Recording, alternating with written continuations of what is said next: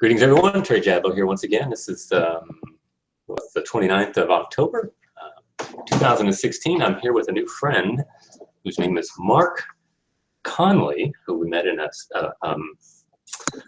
thread the other day on a mutual friend, which happens to be Mark's uncle, another Mark Conley that I have as a friend from a long time ago. Mark Conley Sr. and I. Hold on just a minute. I've got two things open. All right. And so I knew Mark 30 years ago in YWAM. We met Youth with Missions. It's a youth missions organization. And I had posted Ray Comfort's latest video. I think it's called The Atheist Illusion. And I liked it and I shared it. And then so I'm going to call you Mark Jr. It's okay.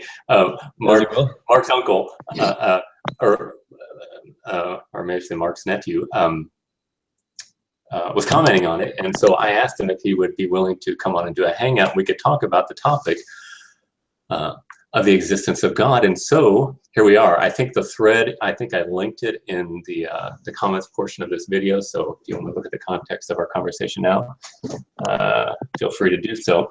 But before we begin, Mark, I was wondering if you might just give a little bit of information about you, and I'll tell you about myself as well. You know, I don't know, what you do for a living, or any pertinent information might be interested about what part of the country you live in, or whatever. Oh, sure. So I guess I'll just be general to start. So I am a PhD chemical engineer. I got my PhD last year. Now working doing research and development in Baltimore, Maryland for a company that makes windshield wiper blades, which I never thought I would be doing. It turns out wiper blades are more interesting than I thought they were. So, yeah, so I'm living in the Baltimore suburbs around Glen Burnie, Maryland, actually, is what it's called. My parents live here in Frederick, Maryland, so I visit when I can. Excellent, excellent. Well, thank you very much. So you're an educated guy. What was your PhD in?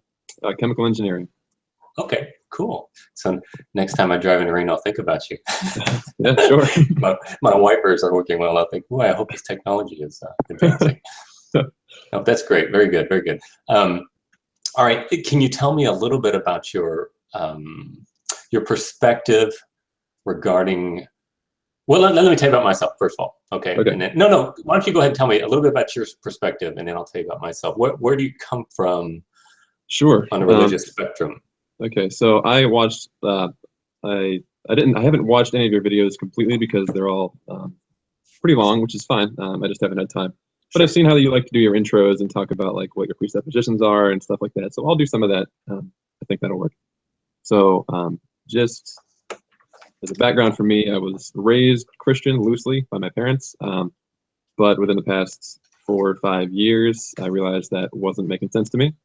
So I started the shift over to disbelief, which is what I am now. I'm an atheist, and I disbelieve I disbelieve any claims related to any god or gods so far proposed by mankind. My presuppositions really are pretty basic. I presuppose that we exist, and this existence is real, at least as far as it matters for us, and our perceptions are fairly accurate, and the logical absolutes of identity, non-contradiction, and excluded middle, and that's pretty much it. Excellent. Well, that's very helpful. That's, as you know, that's usually I need to get that groundwork laid before we have any kind of thoughtful conversation. So if I can give you an argument for the existence of God and you are unable to rebut it, would you be willing to consider changing your mind? It depends exactly on what you mean by rebut. But yeah, I'm certainly open to changing my mind in a general. Okay. To generally answer the question, I'm definitely open to changing my mind. Yeah. Good. I'm glad, because that's helpful. I am too. And so what I'm willing to do, Mark, I'm willing to dedicate myself to you and before the audience right now to follow the facts. Are we frozen?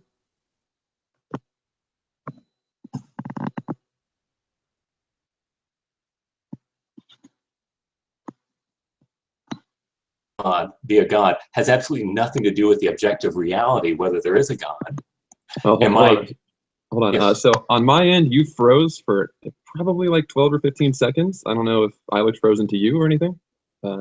No, you didn't, but I'm hoping your computer's not maxed out here. This is not a powerful computer, but I think it might have been the internet. I don't know. But I kind of missed. So what? I'm sorry to make you repeat yourself, but I missed everything you said from want to follow the facts, and then that was the last thing you said.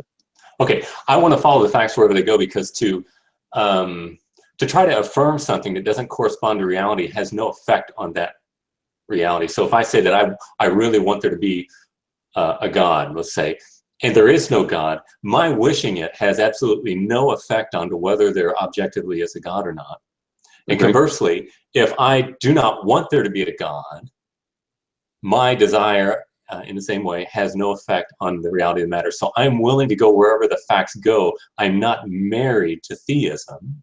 I am married to reality, and I'm going to go to that which corresponds to reality. I'm holding to the correspondence theory of truth. And I do believe that our senses are fallible, and they trick us all the time. That's why science is always changing, but it's the only connection we have to the external world. So we've got to go with what we've got. Right. Now, the only thing that is certain in this, and I think you would concede this, in this exchange or in this inquiry we're making, is logical truths. Now, you can't necessarily have 100% certainty about anything, because only that which is omniscient can have absolute certainty. Excuse me a second. Sure. But I am certain in the idea of analytic truths. Again, that's the law of non-contradiction, law of identity, a law of excluded middle. You've got to hold on to those. So, you know, the syllogism goes, you know, all men are mortal. Socrates is a man, therefore Socrates is mortal. If you grant the premises, then it necessarily follows to the conclusion that Socrates is mortal. Don't you like my dog in the background there? Yeah. Hope she doesn't. She's a big goose scratching. Okay, so, but we can't even know that for certain, because to say that all men are mortal, we can't know that for certainty, because how do I know that I am not the only person who will live forever? And the only way I can verify that is posthumously, and I can't do much while I'm dead. So, but generally speaking, logical proofs are going to be that which gives me, what do you want? Love. What? You just came outside. That which is certain. Are you familiar with presuppositionalism? Yes. At least as far as it pertains to like Saitan, Bruggencate, and his ilk. There may be Saitan and who? His ilk, I said. There may be subtle differences in different flavors of it, but I have an idea. If you want to define it, I certainly want to object. Sure. And I'm not necessarily requiring. I'm just saying, are you familiar with it? And you obviously are. If you know Saitan Bruggencate. Saitan Bruggencate to me is an excellent example of what I consider to be very faithful presuppositionalism. Okay, agreed. A lot of people on the internet. I used to hang out at Google Plus. I don't hang out there much anymore, but there's a community there called the Great Debate Community, and that's basically Christians and atheists who battle it out. I don't hang out there anymore. I interact with people, but I don't hang out there much anymore. But they think that Saitan Bruggencate is a perversion of Van Tilling presuppositionalism. I do not think so. I think he's very faithful. I am not a presuppositionalist, and I do not think it's a valid form of argumentation, because it commits the petitio principii fallacy. It begs the question. And anytime you've got your conclusion of one of your premises in a syllogism, it commits that informal fallacy. I don't think it's helpful to use informal, fallacious reasoning in order to make your case. I'm not saying they're my enemies. I think Saitan is a believer. I think he's a wonderful man.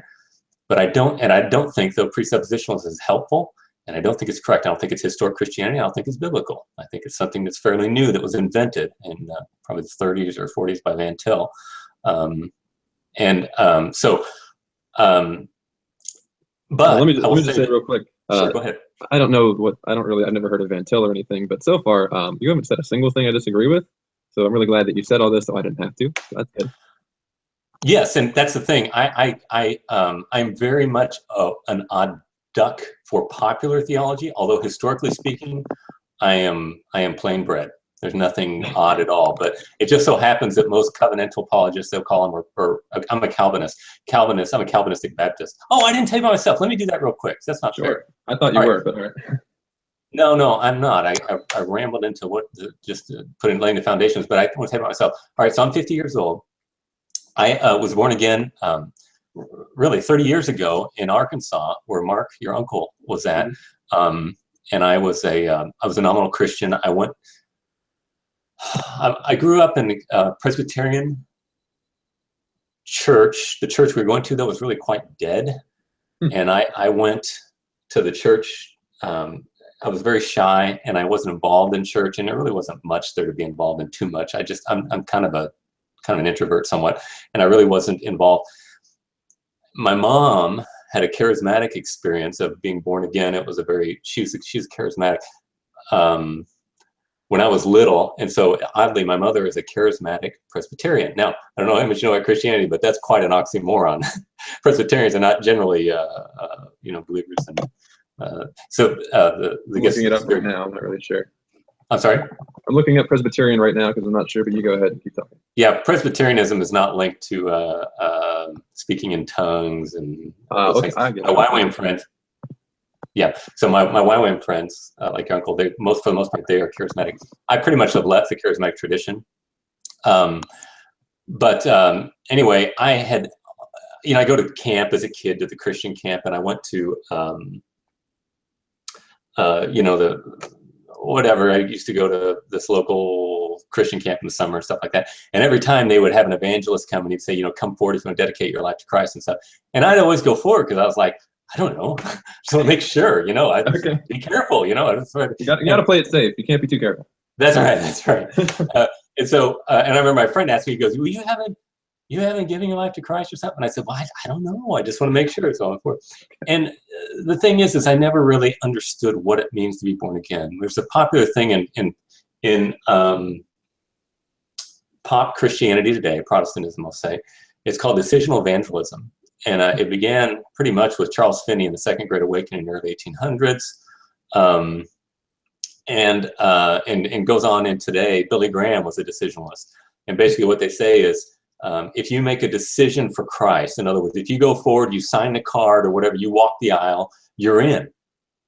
And so it's very much linked to your external profession of faith that you made. Historically speaking, I hope I don't go too much into this, but historically speaking, the reformers from the Reformation had defined faith very specifically, and they used very tight logic and theological distinction. And they basically said that true saving faith, has three aspects to it: notitia, assensus, and fiducia. Notitia is like you got a notebook. It's like the information. So if you're gonna exercise faith in something, you've got to have the information that you know what it is. And the example is given of a chair. You have a chair. You've got to know that is a chair. You've got to know that it is for sitting. You've got to have the fundamental understanding, the noti of that proposition. Okay, and then you've got to have a sensus, which means agreement. You've got to have agreement that is a chair. It's for sitting.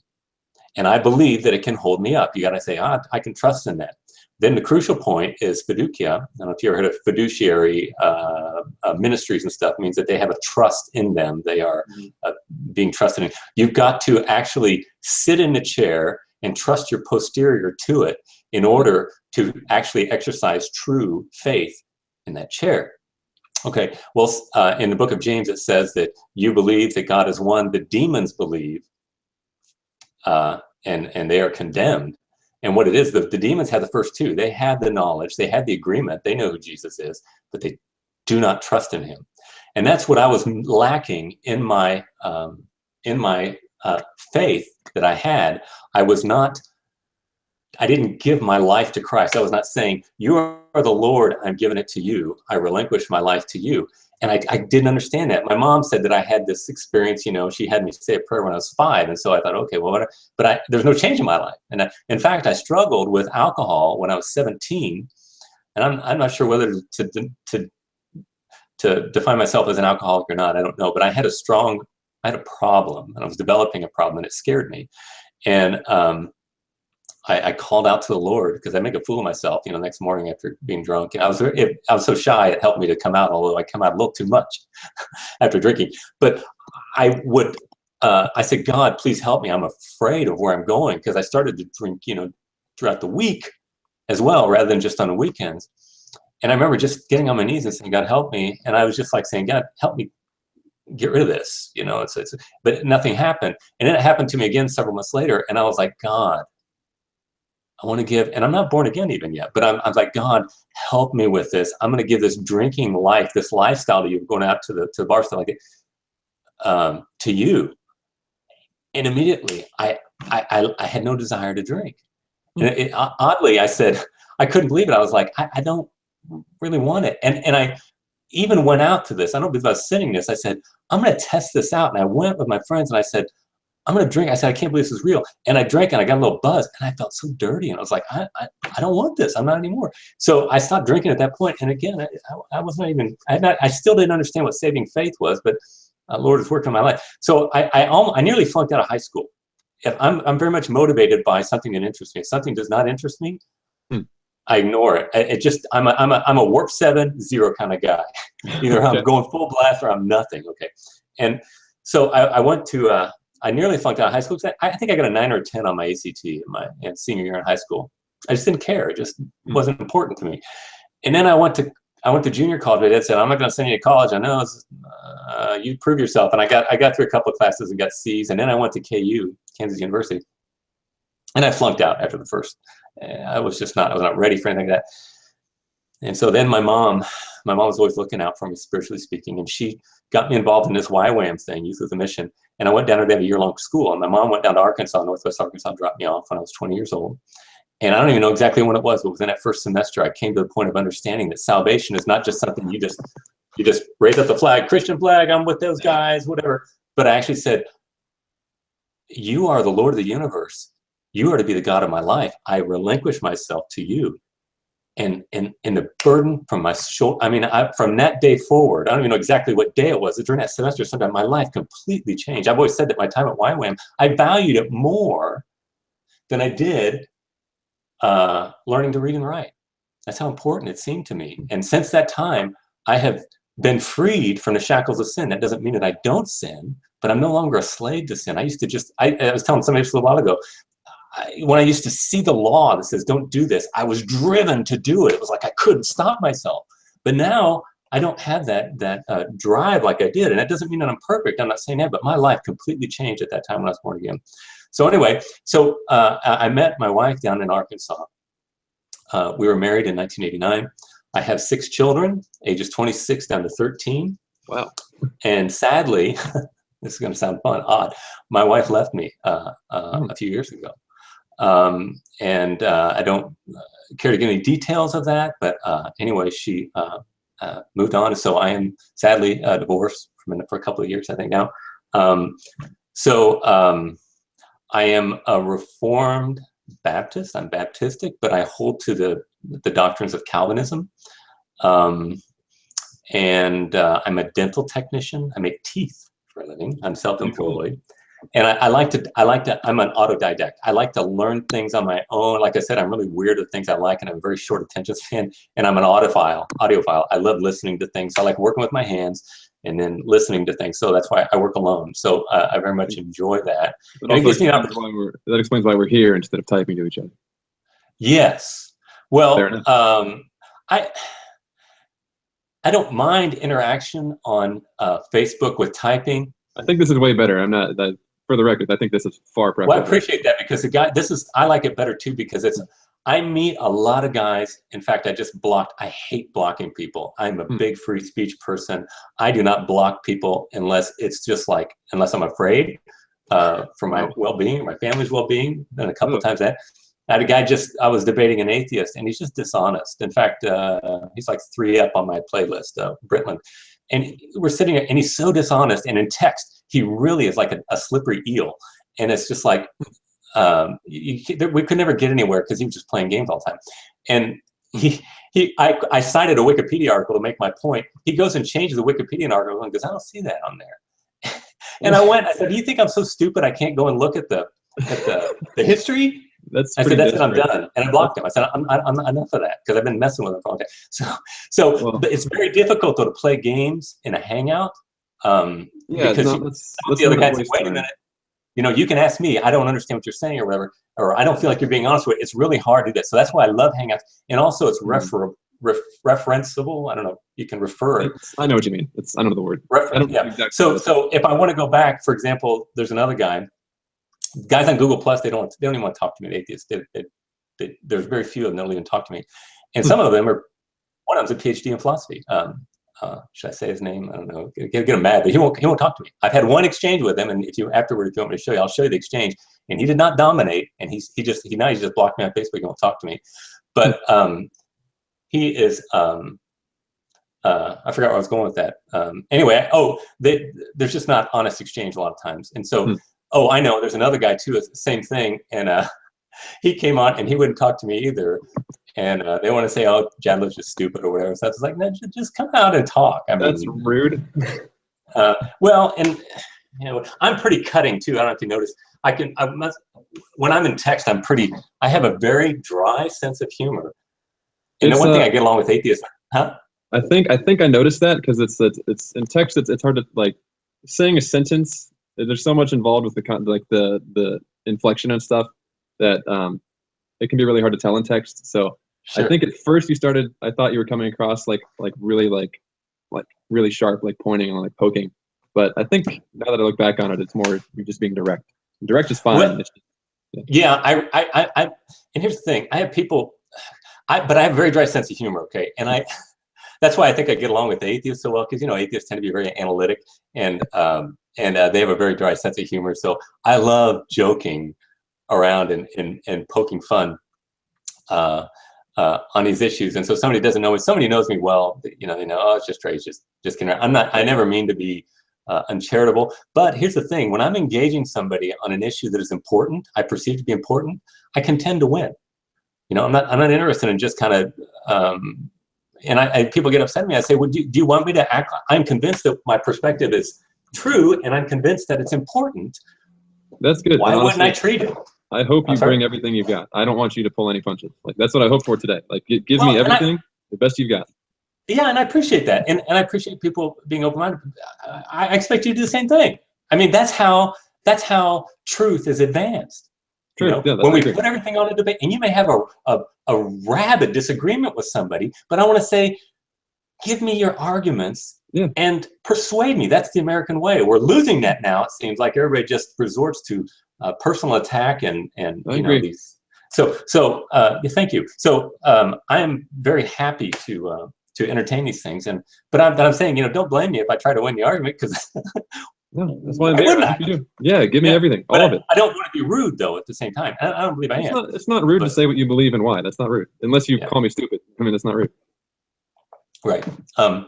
Okay. So, all right. Now let's transition. Wait. First, let's go back. Yeah, you said a whole long thing. So first, congratulations. Well done getting out of what you perceive to be your problem with alcohol and your dependence. Really well done. Whatever you did, you think you had to do, I'm glad you did that. Well done. Second thing, you mentioned the 3 Latin terms. I don't know what the Latin terms were. Could you say them again? Think about CAT, the acronym CAT with a K: knowledge, agreement, and trust. Those are the English translations. CAT: knowledge, agreement, and trust. So you didn't explicitly state it, but I think I know what your answer will be. Do you think those necessarily proceed in that order? Yes, they must. Okay, great. So that's good. I agree completely. And that pertains to me because in order for me to leave this call convinced, or to be a theist or a Christian or whatever, which we I don't think is going to happen, but it might. I'm not close to it. Sure. I'm going to have to get through all of those steps in order, and it's always that last one that's probably going to be the hardest one. Sure it is, and I appreciate that. And it is. It's a scary thing to relinquish yourself. I think I'm a big fan of R.C. Sproul. You probably never heard of him, but he's like my mentor. I learned most of what I learned from that. Huh? Who is it? His name is R.C. Sproul. He actually is a Presbyterian theologian. He's a philosopher too. I'll just look it up for later. Okay, yeah. I'm going to open the tab. Let it open. Nobody What? has influenced me like he has. Okay, cool. Anyway, he what was I saying? Let's see. Changing your so he tells a story. It's so funny. I don't even remember what the context of what he was saying is, but he says a man falls off a cliff and he slides down and grabs a branch up there and he's holding onto this branch and he says, "Is there anybody up there that can help me?" You know, like calling out to God. And he hears a voice from heaven saying, "Let go of the branch. You can trust me." And the man says, "Is there anybody else up there?" You know, it's like to give yourself to something, you've got to have good reason for it. And even when you have reason for it, it's a scary thing because it's a serious commitment that you're making. And so I totally sympathize and empathize with the difficulty of the third transitional point. So when you summarized the third transition, you called it trust, I think, right? That was the TCAT, right? Yes. Would you differentiate between trust and faith? No, I would say trust is a component of faith. Now, this is an important question because faith is misdefined and misrepresented among the atheists and among most Christians. We're living, R.C. Sproul is fond of saying this, and I totally agree with him. He says we're living in a new dark age of theology, and I would say even of philosophy. With the scientific revolution, with the basically as a result of the Enlightenment, you got Immanuel Kant. I don't know if you've studied philosophy at all, but Immanuel Kant came along and basically said, there are three things that you cannot know, you can't experience with your senses. And he said, you can't experience God, you can't experience the essences of things. He called it the Ding an sich. And what is the other thing? Yourself. And so he said, these are three things you got to take on faith. And it's called the Kantian Revolution. It's when everything changes, everything shifts. And this idea of metaphysics, which was very popular before, which is studying of that which is not physical, it's the ultimate reality of things, was basically taken off the table. And so now you've got science basically being ruling today. And the scientific elite, who basically are the molders and shapers of our thinking today, are utterly ignorant about philosophy. And I mean, it's pathetic. And I think that what we need is a new, in a sense, renaissance, returning, rebirth back to philosophy for today's. I appeal a lot to Aristotelian philosophy, not because Aristotle is my guide. I'm a born-again Christian, but I'm a 1689 Baptist confession. Following Christian, which there's a confession it's actually written in 1677, but they ratified it in 1689. That's the Second London Baptist Confession of Faith, and it's off the WSCF, which is the Westminster Confession of Faith, which is Presbyterian. They're similar, but the men that wrote those documents were Aristotelian in their description of theology. And I'm not saying Aristotle's the foundation, but Aristotle came up with categories that are very helpful for us to think carefully about distinctions, even regarding theology. So I think that it can be helpful. And so I think what we need to do is return to Aristotelian categories, what we learn from the late Middle Ages and the High Middle Ages as well. I'm going too much into this, but anyway, we're in a place right now where people are not good thinkers, very much so, and theology is the worst. I think that you talk to most Christians today, they don't know anything even about their own faith. And I think atheism, I had one of my atheist friends tell me this. He said, what the internet has done is it has deflated the bloated belly of Christianity because it's informed people who are doubters now can connect with each other and they can corroborate their ideas and say, I believe the same thing. That's right. Christianity doesn't make sense on this. And my rebuttal to him, though, is to say, yes, indeed, that inflated belly of Christianity has been deflated by the internet, but it hasn't replaced it with any good answers. And the reason that belly is bloated because Christianity is such a state of darkness right now. And most people would say, what do you mean darkness? You look at the foolishness that goes on in the name of Christianity in pop culture today, it's shocking. I mean, these big churches, they're so ignorant. They're all about getting people baptized, and the people don't even know what baptism is. Giving numbers, and trust in Jesus, give your life to him. And people standing on the corner screaming at people the Bible verses. That's not helpful. Okay, my view. I think that we need to. I'm going to have to agree, but certainly for different reasons. Okay, and well, I think that's probably what you've experienced, but what we need is people to be able to understand the propositional truths of Christianity and interact in a charitable sort of way, and persuade people with the arguments rather than try to get them to receive the dogma, just grab it and say, I believe it because you say it. Because in my view, this is what presuppositionalism, finally, in a final analysis, what it is it basically says, believe me because I say so. And I think that that's a dangerous position for anybody. That's what planes into Twin Towers are about. That's what drinking Kool-Aid in Guyana in the 70s was about. Am I allowed to jump in and latch on to things that I want to talk about, or should I let you? Please do. No, go ahead. You jump in anytime. Sure. So I want to get back to, I think we should have working definitions of faith versus trust, but later. You said something very important, I think.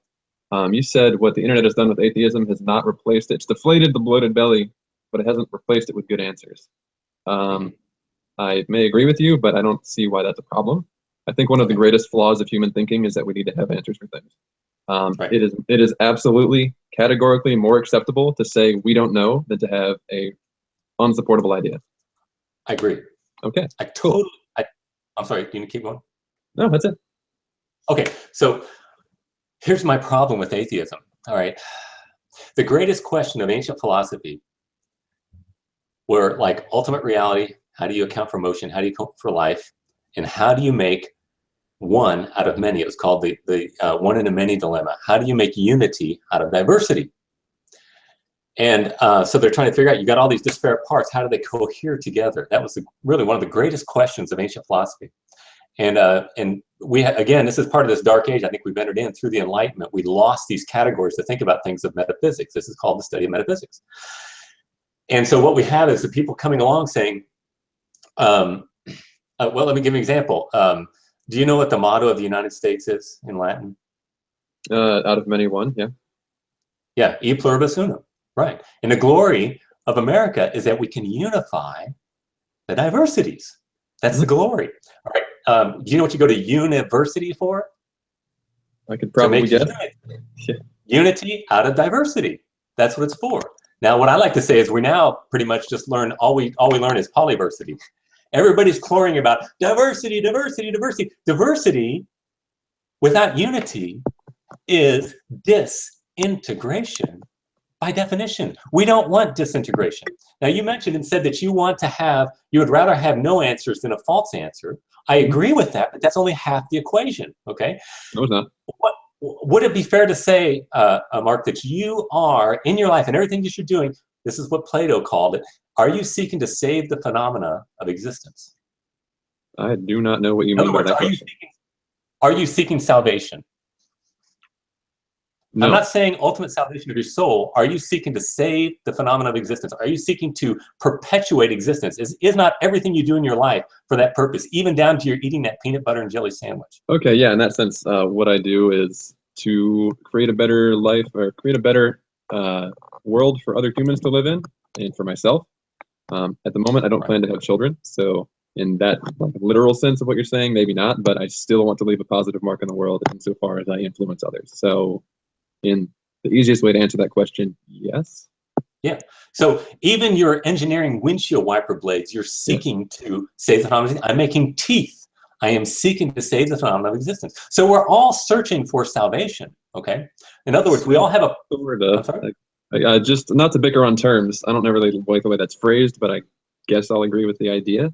I'm gonna define salvation as just you want to save life as long as it is possible, and you believe it ends when we die, so you give up. I just go a little farther, but we're both seeking salvation in somewhat different senses, but in a lot of ways the same. I mean, I seek to make people around me as happy as I can, and to hurt as few people around me as possible. So yeah, if that falls under what you call salvation, then yeah.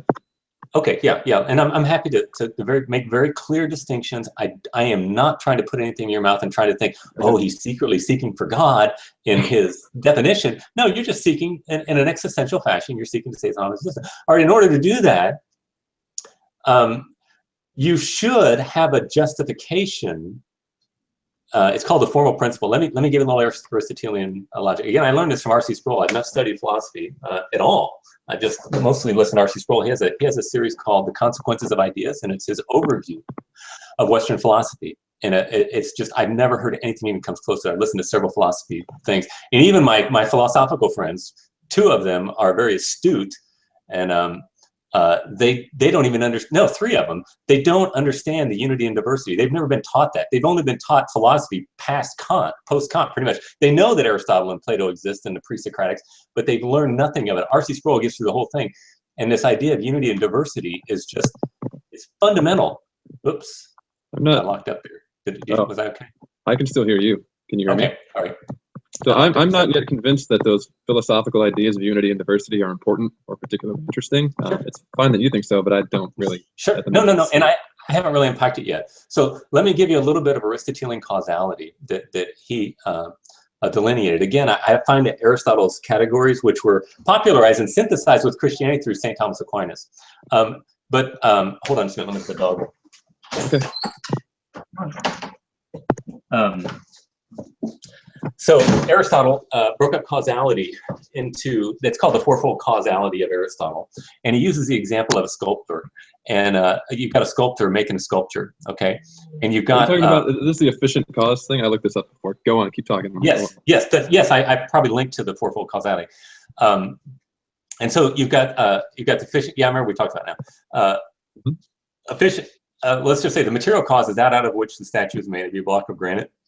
The formal cause would be like the plan, whether it be a blueprint you have in your head, or even as you've written out or whatever it is, this is what I'm going to have my final plan. The final cause would be the reason for which you have made it, maybe commissioned by the king to make a statue or something like that.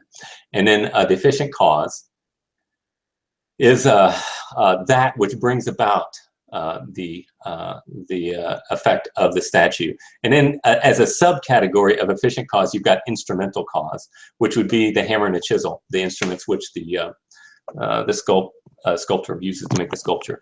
And so you're talking about those four categories, and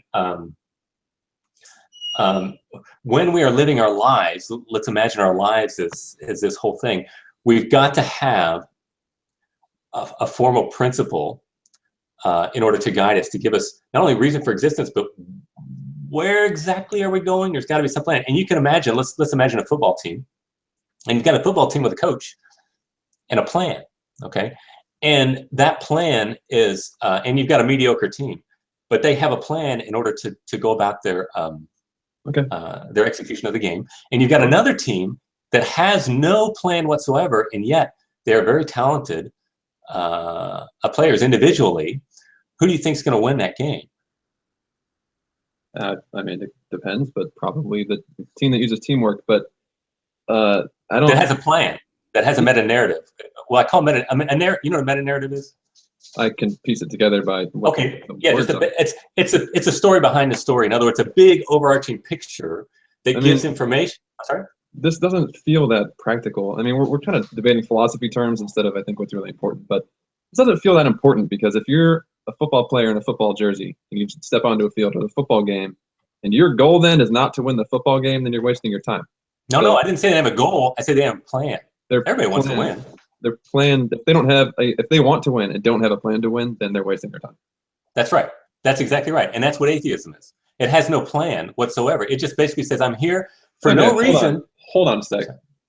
I don't see that jump in that leap, that connection. You just went from one to the other, and I have no idea why those are equivalent. Okay. All right. Let's flesh it out. All right. From an atheistic perspective, existence is very special, right? Yeah, it's the only thing I've got, or as far as I believe. I'm not saying you believe that, but as far as I believe, this is all I've got, and that's it. Okay. So you have been determined to think that existence is special. Mm-hmm. Is that an objective truth, or is that just some fantasy you make up? It can be both. How so? It's objective that I think that. Okay. But in some sense, does the universe care if I live or die? No, it doesn't. I don't think it cares. Okay. So objectively speaking, life is meaningless, right? It depends on what objective you're talking about. Like, it can be, okay, there's layers to this. From the highest level down, like the sun doesn't care if I live or die. But it is objectively true that I care if I live or die, and that other people care if I live or die, right? That's objectively true. The reasons for why I think that well, they're obvious, but they're not particularly important. As long as I believe that, I'll still work to make it happen. No, they're fundamental. Why? What do you mean? Why do you think existence is special? Why do I think existence is special? No, it's all I've got. Kippy. What? Kippy, don't give me a just so story. I need to know the reason why life is so special. There doesn't need to be a universally objective true reason why life is special. So you're conceding that it's irrational. I didn't say that. I'm saying you had no reason. I'm saying there doesn't even need to be one. I'm not giving a bad reason. Okay, but you're saying there isn't one, right? There might be. I don't know of one. Not in like. Okay. All right. So you're conceding that you think life is really special, but you can't give a reason why. It is. So as far as I can tell, every living creature that we've observed in the universe thinks its own life is special. So it thinks life is special. It's a pretty universally. That's a just so story. That's not a problem. There's no need for there to be anything more than that. Who says it's not good enough? Well, I do, because you haven't given a reason. I want to be reasonable with my life. There's no reason my answer is not reasonable. It's just you saying it's not reasonable. Like what reason? You didn't give a reason. Is it reasonable giving a reason? The reason is I'm alive and I want to stay that way.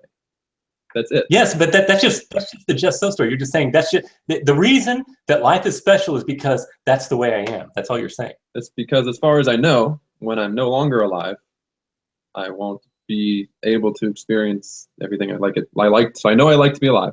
I like that. Yeah. As far as I can tell, when I'm no longer alive, I won't be doing that thing I like, and I seek to move towards my preferences, and that's it. That's the reason. Okay. Well, that's not a reason, though. That's why I think you're just saying that's just the way. That's why life is special. Let me ask this.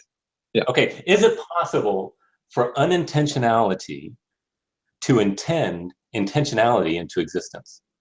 Unintentionality to you're intentional. You're basically putting big words on the question: is it possible for sentient life to come from random processes? That's all you asked me, right? No. When I talk about sentient life, I want to be very careful with my definitions. When I talk about sentience, I'm talking about purposive. Okay. Well, you said. I assume by intentionality you mean the capability for something to have intention. Yeah, for a final cause, to that which says that there's a goal. How can non-goal goal into existence? You're basically asking, can something like me come out of randomness? Like that's what you ask. Yes. Okay. Without violating a law of identity. As far as I can tell, there's no definitive answer on that question, and it may be entirely possible that is the case. Yes. Okay. So that's the second concession you've made, that you cannot give an answer. My answer is I don't know, and nobody else knows either. Oh, how do you know that? Well, as far as I can tell, nobody else knows, because nobody has proposed any sort of measurement to prove one way or the other. Well, something cannot impart something that it does not have. Do you agree with that? Not necessarily, no. Not at all. You think that unintentionality can impart intentionality? In other words, an absence. We should phrase this question. Let's just be specific, okay? You're trying to ask if I think the universe could have come from nothing, and then the universe with no intention could have ended up providing the conditions necessary for us to live, for human life. Intentional. But let's just talk about us. As far as we know, there's nothing else intentional in the universe. It's just humans on Earth. That's fine. All I need is one intentional thing. Sure. Okay. So you're asking me if I think it's possible that a random process created the universe, and the random processes in the universe created the conditions necessary for human life. No. You're not. Well, I want to be careful when you say human life, the intentionality of human life. I think so human life and all it contains, or all that applies to that, and then includes. No, I want to keep intentionality. We got to be very careful. That's all I'm talking about is intentionality. That's fine, but sure, that's part of what I'm talking about. So that's fine. Fine. We can conclude it. So do I think that is possible? I think it has neither been shown to be possible nor impossible. Okay, well, I have shown it to be possible, again, by way of law of non-contradiction, the law of identity. Something cannot... You've shown it to be possible? What? Not only, I've not shown it to be possible, I've shown it to be a necessary reality. You cannot have intentionality arising unintentionally without violating the law of identity. I think you missed some of my words because I was talking too fast.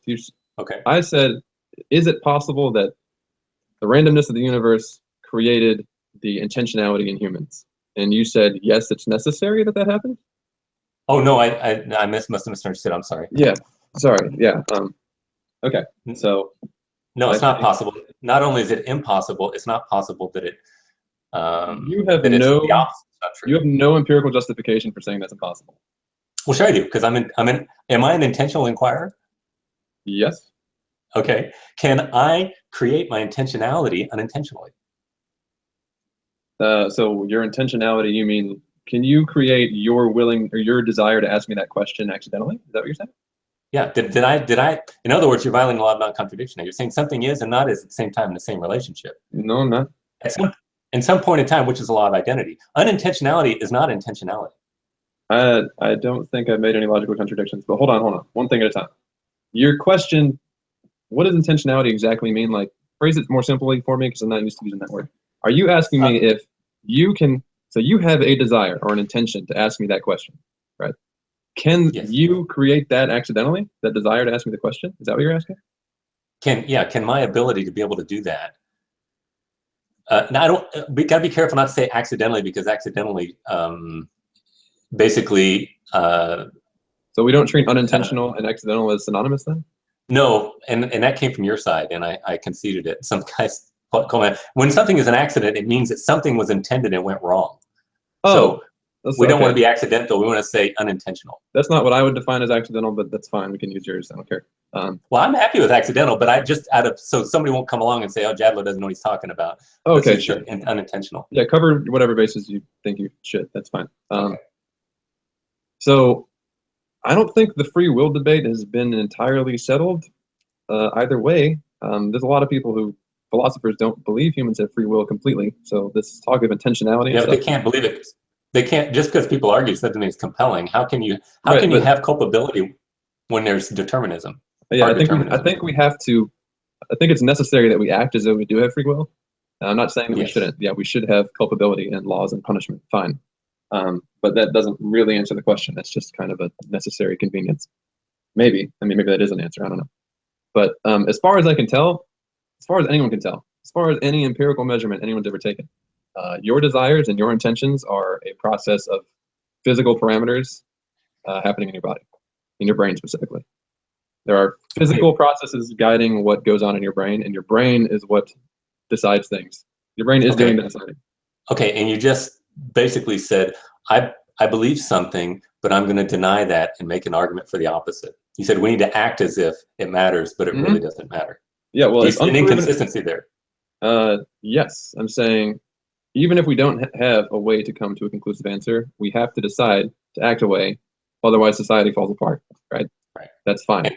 And we can't save the phenomenon of existence, have the goal of existence, right? Well, it seems that all life, so existence, I mean, like, existence includes, like, this paper towel, right? This exists. This doesn't have a goal of existing, no. No, because it's not sentient. It seems like life, even non-sentient life, has built into it the ability and seemingly the intention, that's not really the same, I don't want to use that word, but a drive to replicate and perpetuate itself. I agree with that. And I say in order to have that, it must be determined to do so. Determined. What? In other words, contingent. Let me give you an example of, or give you the definition of. I'm sorry. Go ahead. What does determined mean? So, like, a bacteria is determined. Is that? I don't know what you mean by determined at that point.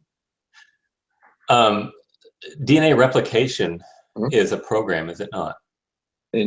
Yes. I mean, it just follows instructions based on what's available in some soup, some bundle of nucleotides floating around. And you can see that you are determined to value life, right? Determined. So hold on. Determined to what? Value life. Determined to value. You're programmed that way. When you're saying okay. Well, hold on. I think life in general, definitely non-sentient life, is programmed to value its own survival and reproduction. Well, yeah, that's sketchy, but I kind of agree with you. Yeah, but not the same way we are. We have the ability as sentient creatures, and I don't know if it's completely unique, maybe dolphins, chimpanzees, or whatever, but as sentient creatures, we have the ability to override what's intrinsically valuable to our instinctual sense. Like, it's not in any way, it doesn't further my species to not want kids, but I can make that choice. And it doesn't further my species to commit suicide. I can make that choice. Right. We have the ability to override what is the underlying drive for life, right? Okay. I agree with it. Okay. So that's called soft determinism. That's what I hold to. I don't think Self-determinism is where you have determination. In other words, you're determined to want to have life, but you can work against that. In other words, there is secondary causality within it. So you have the program within you to want to. If somebody's a hatchet murderer, you would agree that he's broken, right? Determinism. I don't feel like determinism is the right word for that at all. Any form of determinism. Compatibilism. It's also called compatibilism. Soft determinism. I'm not hard determinism is what a lot of evolutionists are, which means that there is no choice. If soft you want determinism is, I'm sorry. Go ahead. If you want to call that set of things soft determinism, then that's fine. We call it that. Okay. That's cool. And that's a standard. Okay. I'm not saying you're wrong. I just never heard it that way. And it's not a Christian thing. It's just they call it soft determinism or compatibilism. Okay. Again, I've just never heard it. Not saying you're wrong. Just it's new to me. You've got free will. You got soft determinism. You got hard determinism. Those are the three categories that usually. Okay. Cool. I think. Okay. Sure. But wait. So what were we talking about? What led into that? Do you remember? I don't know. Something about the universe. You said I conceded a point about. I don't remember, man. Well, you were saying that that you conceded the point that you think life is very special, but it really does not overall special or something like that. In some universally true and objective sense, not at all. Like if so, as far as we know, right, the Earth is the only thing with life on it, as far as we know. Mm-hmm. If tomorrow the entire Earth was destroyed by the sun, the universe wouldn't care. That's what I think. Right, because the universe is impersonal. Yes. So does it not make more sense to say that there is a self-existent valuer that gives value to contingent existence?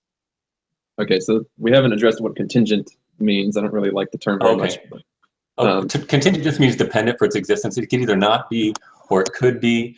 A necessary existence would be on the other side of that. That's something that cannot not be. That's okay. Thank you for defining that for anyone who hasn't heard it. I just don't know that there's really good ways for us to make the distinction. I think it's kind of arrogant to assume that we can tell.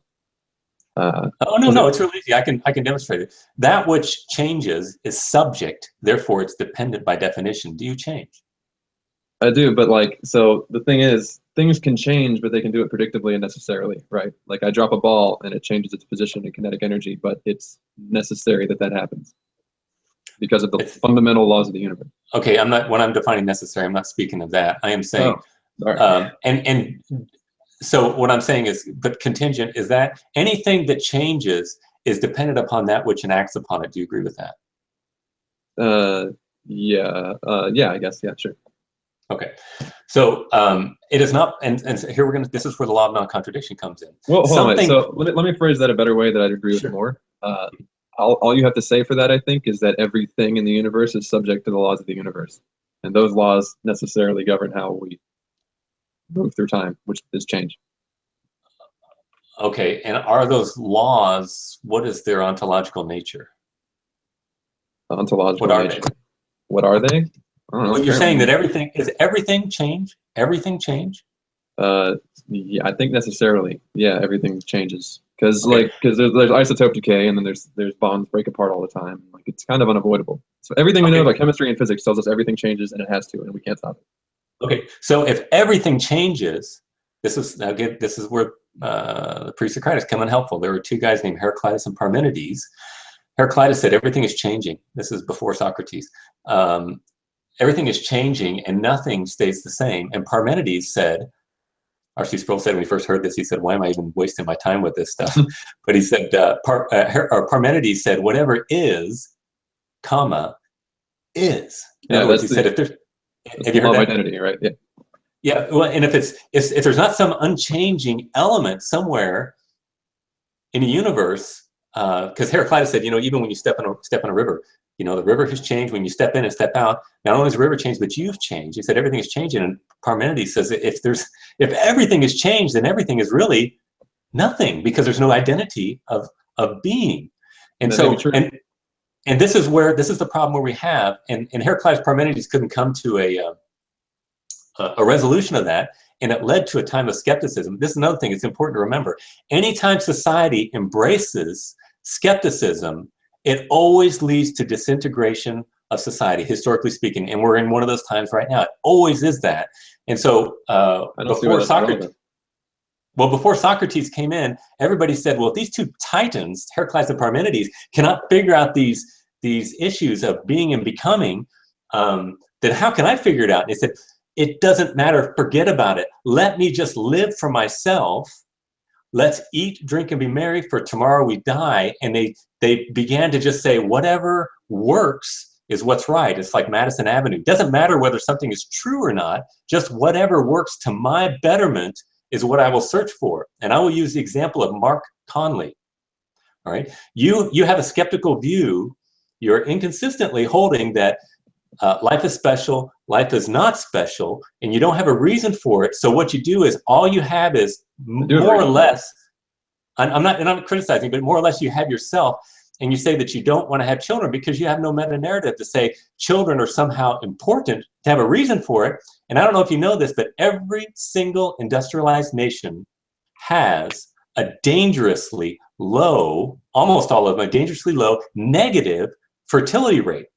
By the end of the century, Japan will be 60% extinct. And their average age is going up every year, where their average age is, I'm sorry? Japan is a special circumstance, and it's absolutely the worst case of this. The U.S. is not even close. What is the USA fertility rate? I don't know, but even if it leveled off, I think that would be for the best. We could probably no, it's not. No, Mark. None of them have a level. We have a 1.8. We are better than others. When you reach 1.4, no, what I'm saying is, like, I don't care. Like, I mean, I don't object to that. I think it'd be better if we had fewer people on the planet. I'm fine with that. Okay, but here's the problem. If you have fewer people on the planet, what happens to the average age of those people on the planet? It will definitely go up.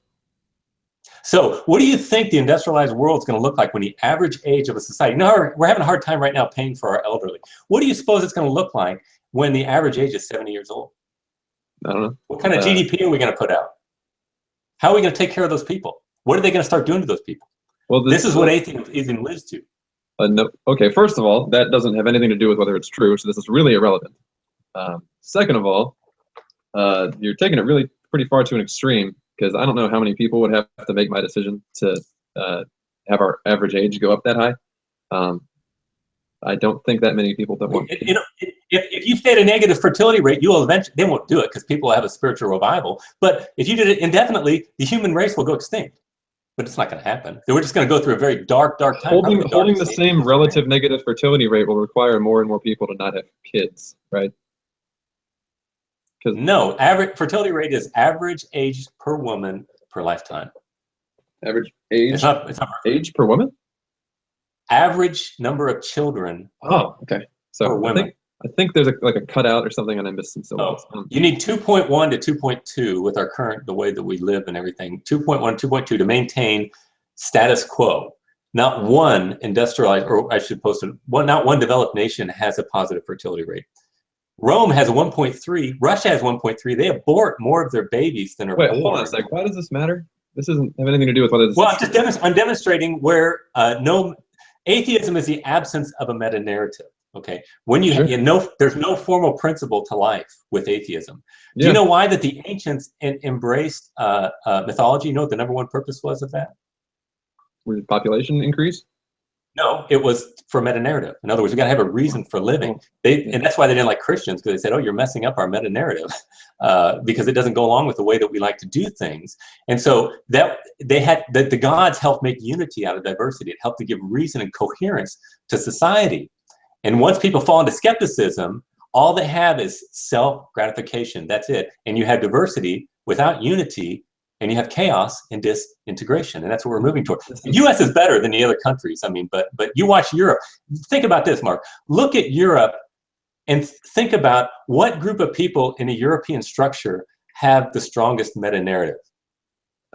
I still don't see why this is taking up time, and I don't really want to keep talking about this. I'm sorry. Well, we can go wherever you like. It has nothing to do with whether or not it's true. I don't really care what people decide to do with their atheism. Well, I'm trying to demonstrate that your goal of saving the phenomenon of existence is failing with your view. That's even fine. as you speak now. That's irrelevant. You admit that you don't want to have children. That has nothing to do. That has nothing to do with the existence of God. It has nothing to do with it. It has to do with the inviolability of the atheistic worldview. That also has nothing to do with the existence of God. Well, sure it does. If there is no God, there is no reason. Right. And you're but saying there is a reason, but you don't talk, have a reason for it. we should figure out if there's a God, because that will answer the question of if there's reason, a reason to a meta narrative, right? Like that's a secondary. Like the first question is there God? Yes or no? And the second question is, what do we do with that once we figure it out? But we look at the consequences and we say we're trying to answer the question of whether there's a God. Looking at the consequences of that is irrelevant to answering that question. No. Are you not familiar with modus ponens argumentation? I don't care about that because this is irrelevant. Okay. No, it's not irrelevant. It's everything. Modus ponens basically said if A is B, I'm sorry, if B requires C, let's see, how does that work? If A requires B, then B requires C, then B is required. So for example, I can look at the effect of my existence, and I know that my existence is not self-existence, and I know that self-existence. All this does is help us answer the question of whether it's a good idea to determine if there's a God or not, right? But what we're doing is whether or not it's a good idea to determine it, let's determine if there's a God or not. Regardless that's how you do it. You do it by rational inquiry. And that's what I want to do. What you're trying to do is to determine if it's a good idea to disprove God. I don't care if it's a good idea. I am looking for what's rational. You don't think rationality is a good idea? I don't think this is rational to the question of whether or not there's a God. This isn't rational. This has no bearing on whether or not there is. Like, if there were no water fountains, society would be worse. But it doesn't matter. We can inquire about whether or not there are water fountains, right? And that's independent of the impact that has on society. We're not talking about water fountains. We're talking about existence. We're talking about the existence of God. Is existence important to you? The existence of God is what we're talking about. No, existence, period. Is existence important to you? I'm not talking about water fountains. I'm not talking about swing sets. I'm not talking about islands. I'm talking about existence. Is existence important to you? It is important to me that I exist, yes. Okay. We're not talking about God. I'm talking about existence. God is existence. But you were talking about my atheism as it directly pertains to existence, and my atheism is necessarily predicated on talking about God. Logically speaking. So we are talking about God. Ontologically, you're not self-existent, right? So hold on. Okay, I don't know what that means. What does that mean? But in your being, your humanity, let's say, your humanity is not self-existent, right? Self-existent. What do you mean by that exactly? You're dependent in your existence. Dependent. I mean, you mean like whether I just don't quite know what you mean. So like, I would die if I didn't eat or drink, or if I didn't like drink in the next 2 days, right? I would die. Is that what you mean by dependent? Yes. Oh, then yes. You're not. So how do you justify dependent existence without something on which to depend? Without something on which to depend, an existence that's dependent would stop. It would cease, right? Like the sun, right. Like life on the sun. So that's why I say the modus ponens argument. It's you have the effect, and the effect requires the cause. Therefore, the cause is. Wait, what? Well, so we have the effect, but so if you're talking about population growth, so the effect. I'm talking about you, really, right now. Sure. Just you as a dependent being. Keep it simple, if you want. Okay, yeah, let's forget this whole population thing because it was so. Okay. I don't think it was relevant. Okay, for me, last thing you just said, repeat it again. Okay, if you have dependent existence, and if it were not for that upon which you depend, you would not be. I would die, but the atoms that make up my body would still be, right? So I don't know. Are they dependent though in themselves? Do they change? Atoms? Yes. I mean, they were formed in a star, and the non-stable isotopes will change into stable isotopes eventually. But a lot of the atoms will stay the same. They'll break apart though. But can they be acted upon? Can you manipulate them? Can I manipulate them? I mean, my brain can send signals to my body to tell it to do things, and the body usually listens. So if that's what you mean, then yeah. Can you fuse an atom or fuse atoms? No, but I could fuse atoms. Can I create an atom out of not atoms? No. No. Can you act upon atoms? Can you fuse them or fish them? Cut them? Can you divide them? And can you? I mean, fusion is a big thing now. They're trying to figure out how to not with the tools directly on my human body, but I know the. No, I'm just saying, is it possible? We can fizz atoms, yes. Okay, so atoms are not self-existent. And also, well, they're dependent upon you, contingent upon you. No, the bonds between the atoms are dependent on many things, but the atoms themselves doesn't matter what's around them. It's called the gas phase. The gas phase atoms aren't bonded to anything; they're just floating around. They don't depend on anything. Okay, but can you harness the gas phase atoms? Yes, that's called thermodynamics. Okay. So they're not self-existent. I don't see how that follows. Self-existence is that which cannot be acted upon. It exists in and of itself. It's not contingent upon anything. And it's not possible to have contingent exist. I'm sorry? Self-existence is that which can't be acted upon? Yeah, because if it could be acted upon, it would be contingent upon that which brings the action. Then, right? as far as we can tell, nothing within our observable universe is self-existent. That's right. And nothing within our observable universe, since it is not self-existent, can exist with except there be something upon which it exists. Yes, sure. I would just so, call so that. You just made an argument for God. No, I haven't. Not even close. Okay, so what is that self-existent being then that gives existence to all contingency? I don't think there needs to be one. Hasn't been demonstrated there needs to be one. Oh, so effects can exist without causes. So, pause. So what I would call it is just the universe itself, like the fabric of reality, which is a really hand-wavy term for everything, like space-time. Mm-hmm. Space-time is the only self-existent thing within our universe, I think. Okay. Do you make a distinction between the space-time reality and your contingent existence in its ontological, in its being sense? Because if you're not, you're violating the law of identity. You're saying it's both something it is and something it is not at the same time. No, I think everything in the universe exists in the fabric of the universe, which is just space-time, I guess, and the laws. Okay. Okay, so everything in the universe is contingent. Upon the universe, yes. Oh, so the universe is a different ontology than the things within the universe. Contingent. Wait, so what do you mean by contingent again? Sorry. Dependent. Dependent. I mean, nothing. Nothing. I mean, this wouldn't exist if the universe didn't exist, right? That's trivially true. Yes, but you need to define the universe. Space-time and the laws of it. But is it changing or unchanging? It's okay. So let me try and define. Okay, so this is a good question. Cosmology is a hard thing, and there's a lot of ways to talk about this.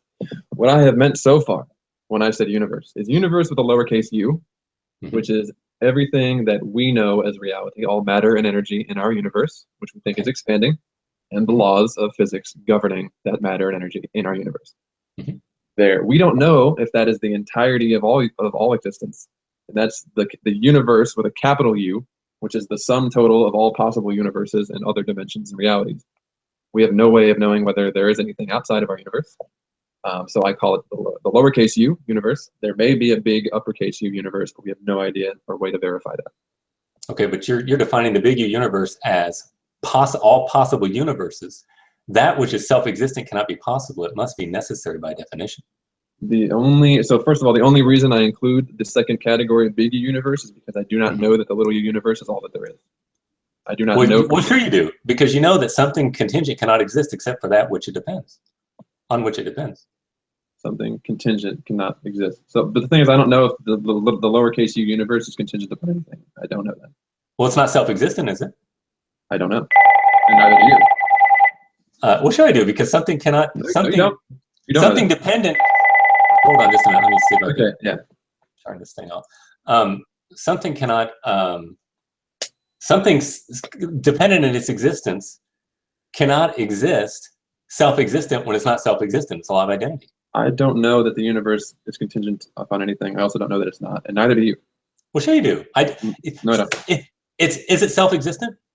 It might be. I don't know. If it is self-existent, it doesn't change. Does it change? That's not necessarily true. I mean, so the universe could be self-existent and depend on nothing else, and just as we see it now, I don't know of any empirical reason that's not the case. I don't know that it is true, but it might be. You don't know that it's not. No, it's not true, because remember, you gave me the law of non-contradiction as a presupposition. I don't think self-existent and unchanging are equivocal. I don't think those are necessarily equivocal to each other. Okay, then the law of non-contradiction is not important either. Something cannot be and not be at the same time in the same relationship. You can't have contingent existence. You're the one who said self-existent is unchanging. I never said that. I don't believe. No, remember what I said. If something changes, it is dependent upon that which it actually changed. Do you agree with that? So as far as the things that we observe in our universe, yes, but I don't know if that's true about the universe. Oh, so you're just making a special pleading fallacy then? I'm saying that we can only deal with the universe that we have, Occam's razor. Occam's razor is not necessarily true. It's just something we generally try to apply when we're accounting for things. So we can just make things more complicated and appeal to ignorance as a viable form of argumentation? No, but what I meant to say when I addressed Occam's razor is just because something is the most simple explanation doesn't mean it's necessarily the true one. And of course, you have to agree with that, right? Like, it's not necessary that the simplest explanation is true. Yeah, obviously, the simplest argumentation must be the most compelling. That's the whole point. It must be the simplest, most compelling argumentation. You cannot unnecessarily add complexity to the argument that is not warranted. Well, right. My point is, just because it's simplest doesn't mean it's necessarily true, right? But that's not Occam's razor. That is Occam's razor. You're saying the most compelling argument is Occam's razor. No, the most compelling, rationally coherent argument is the one that you must go with. That is not true. That's not at all what it says. There's no must go in Occam's razor. That's not how it's applied at all. It's just so you can just make an argument I can say blue garages fly redly, and therefore I can say that's the simplest part of my argument. Therefore, it satisfies Occam's razor. No, it's got to be coherent. It's got to make sense. Yeah, I never said it didn't. I just said it didn't. The true explanation is not necessarily the simplest possible one. Why would you think that it is? Well, sure it is. Yeah, you don't know what Occam's razor is. You're not understanding what the principle is. You cannot unnecessarily, doesn't mean it's not a complex answer. It says you cannot add extra complexity that is not necessary to make the argument. And that's what you're doing. Hold on a sec. The thing is, my whole point is you can't always tell immediately whether the complexity is necessary or not, right? That's all I'm saying. Okay. I agree, unnecessary complexity is bad, but just because an argument is simple doesn't mean that there is some necessary complexity. There doesn't mean there's no necessary complexity that we've overlooked, right? That's all I'm saying. Okay, but we can only deal with what we know, right? We can't speculate about what we don't know. I agree. That's why I don't say that the universe is contingent, and you do, because you're the one dealing with things you don't know. Okay, listen, I need to get going. I've got to get some stuff done this afternoon. We just got to the good part. Oh my God. No, you know what? I also don't like having hangouts too long. Can we put a bookmark there and come back and do this again? Absolutely. When? All right. I think Monday evening I will be available. Are you available then? Yeah, sure. Actually, definitely. But what time? Okay, let's see. 6 o'clock, which would be 7 o'clock your time. Is that okay? Absolutely. I'll make it work. I'll text myself. Okay, let's go ahead and do that. Mark, it's been a delight talking to you. You are such a joy, and you're very intelligent and very honest. I mean, we had an honest conversation here, and I really appreciate that. I mean, if something seems to make sense, you say, yeah, that's fine. And you don't agree, and you say, it doesn't make sense to me, and I appreciate that. So you've been very kind and very honest interlocutor, and I really appreciate that. I get a lot of gaming, and it gets very frustrating sometimes. but I really appreciate that, and I think that we can certainly sharpen one another. You can teach me, and I can teach you, hopefully, and we can both be better people, as a result. I was really looking forward to this, and I am still really looking forward to the next one. It's been really good talking. Good. I am too. It's very, very enjoyable. Okay, well, you have a great Saturday, and then I'll make another event, and I'll tag you in it, and we'll just look forward to 6 p.m., 7 p.m. your time for a hangout to continue this. Got it. All right, I look forward to it. Okay. All right, Mark. Lord bless you. We'll talk to you. Okay. Take care. See you. All right. Bye.